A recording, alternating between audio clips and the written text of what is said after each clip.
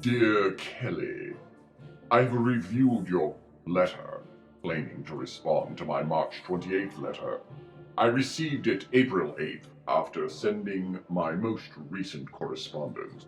I do hope that you have received that letter. If not, please let me know immediately and I will, again, resend it.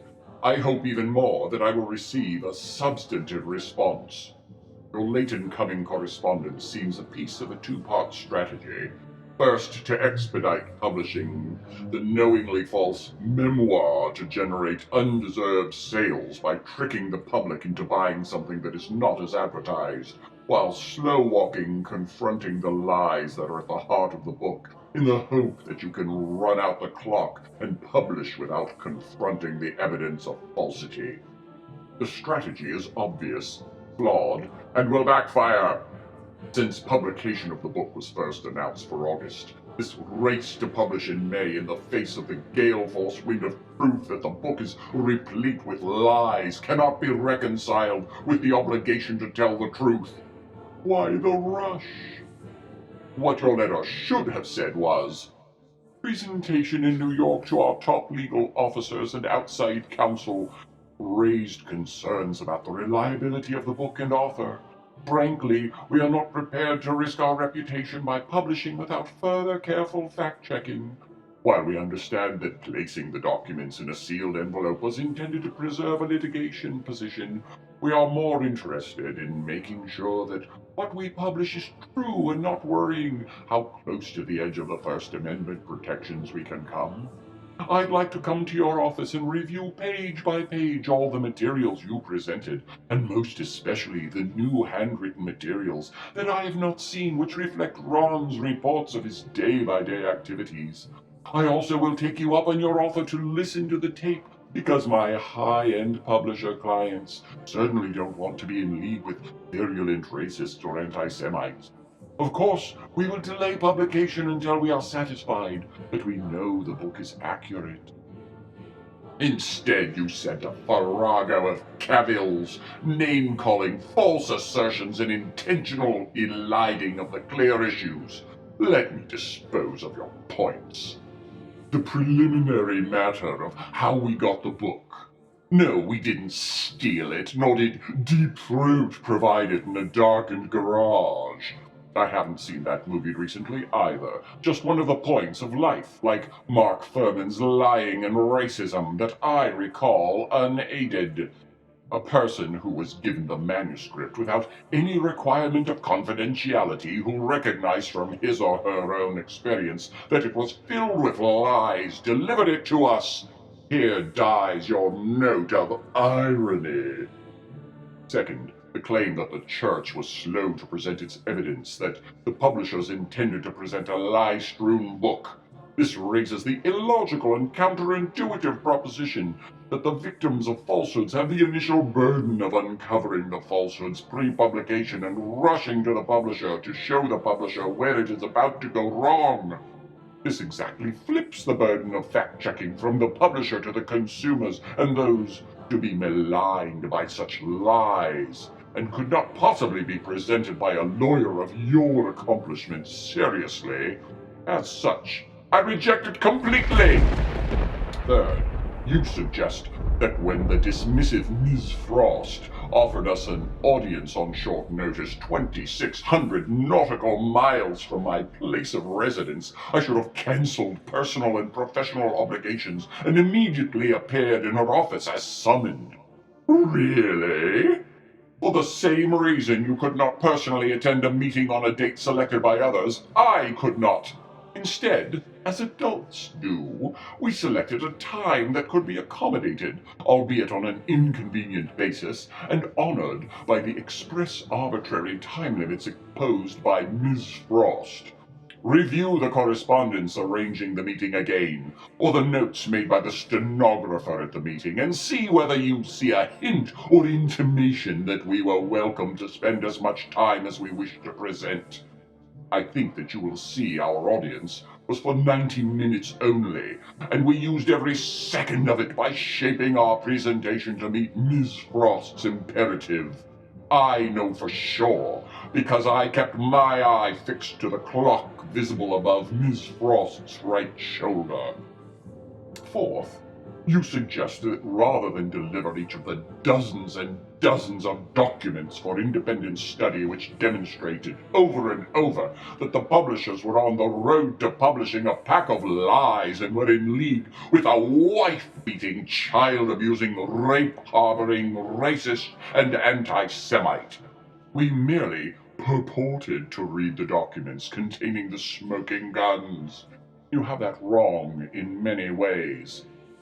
First, unless you perceive me, Eric Lieberman, and Monique Yingling as some kind of wandering band of improvisational actors who prod the boards like characters out of Huckleberry Finn and pretend to read documents while actually only making it up, this bit of pettifoggery is a complete non-starter. Not once in the 90-minute meeting and check with the stenographer did any of the 3 accomplished lawyers present ask to see a single document. Nor, Kelly, did you, present only by phone, prod anyone to do so. What was asked, both before and after the meeting, was that we surrender physical possession of these documents, proving falsity and reckless disregard of the truth should the book be published. I rejected that demand then, and I do so again. That brings me to what we have repeatedly offered, and indeed why I requested the meeting and flew to New York for the meeting with the chief legal officers of St. Martin's and Macmillan and their distinguished outside counsel. You and your colleagues may have your way with the documents and other evidence. You and the fact-checkers for the publishers, if they have any, are entirely welcome to come to my office and review the materials as slowly as you'd like. We won't impose a 90-minute deadline, nor even insist that a stenographer be present. The only restriction is that we will not surrender possession of the documents, for we fear that no matter what the truth, your clients are committed to rushing the publication of the book because they need the money. So rather than elide that offer any further, address it. Will you or will you not review systematically the documents we offered? If not, and if your clients are in fact interested in the truth, why not? Let me also address this canard of a smear campaign against Ron Miscavige. For it to be a smear, it would have to be false. What we are saying about Ron, his book, his character, and conduct are not smears. Rather, they are the truth. He is a liar. He is lying about what he knows about his son, David. He has no percipient knowledge of his son's ascent in the church over many long years of David's service to the church and its founder, because he was thousands of miles away. He did brutally and repeatedly beat his wife and daughters, and he has continued to lie about it. He did excuse and harbor his incestual rapist son, who, like him, was arrested for sex crime. And please, take it from me, a former federal prosecutor, do not equate a dismissal or a plea guilty without findings with innocence. For the first 2 are legal conclusions, and the other a statement of fact. Ron and Ronnie may enjoy a statutory legal conclusion, but that doesn't change the facts. Ron was not in prison. Ron was not starved. He had time off. He didn't escape. He drove his car his son David gifted him with to a new life, enabled by David's donating to him what represented virtually all of his inheritance from the woman Ron regularly beat. On top of that, he paid Ron's medical insurance premiums annually. Some escape. What is true is that Ron was transformed from an itinerant, hard-drinking abuser into a world-traveling trumpet player who benefited enormously from the grace of his son. And now, in a pure money play and a final confirmation of his character, Ron offers provable lies in exchange for cash. And what makes this uniquely unseemly situation even worse is the willingness of fancy New York publishers to line their pockets, knowing with whom and with what they are dealing. As a wise lawyer once asked, "At long last, have you no sense of decency?"